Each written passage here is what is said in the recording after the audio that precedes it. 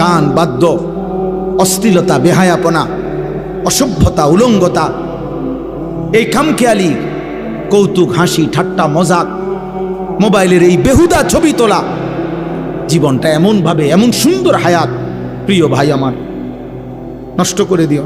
আমার মাঝে মাঝে মন চায় তোমার থেকে কুদ্দুর সময় আমি যদি হাওলাত নিতে পারতাম, আমারে যদি তোমার থেকে কুদ্দুর দিতা, আমার ভীষণ দরকার।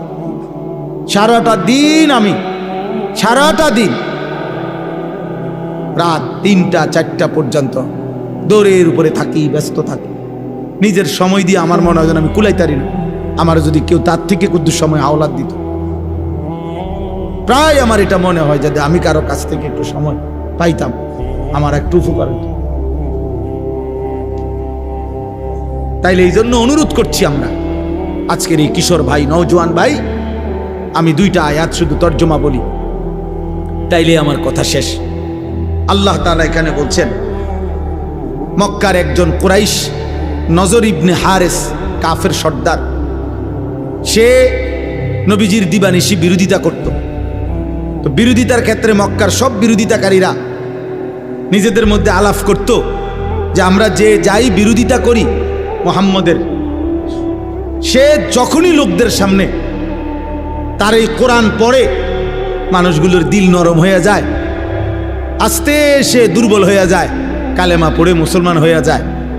কোরআন শরীফের এই সুন্দর আওয়াজ, এই সুর, কোরআনুল কারীমের এই তেলাওয়াত, এর ব্যতিক্রম কিছু আমাদের কাছে নাই।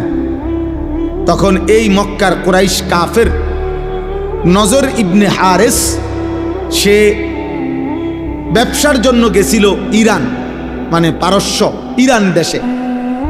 ওইখানে গিয়ে সে ব্যবসা করার ফাঁকে একটা জিনিস দেখছে। কি?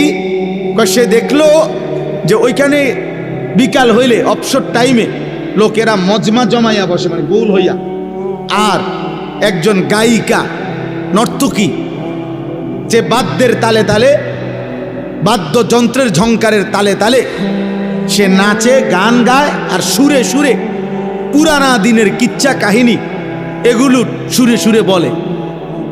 আর আশেপাশের লোকগুলা একদম মৌমাছির মতো চাক দইরা তার দিকে তাকাইয়া থাকে।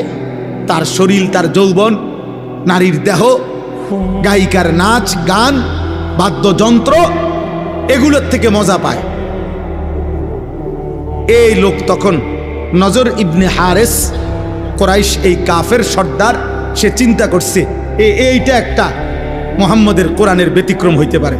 নাউজুবিল্লাহ।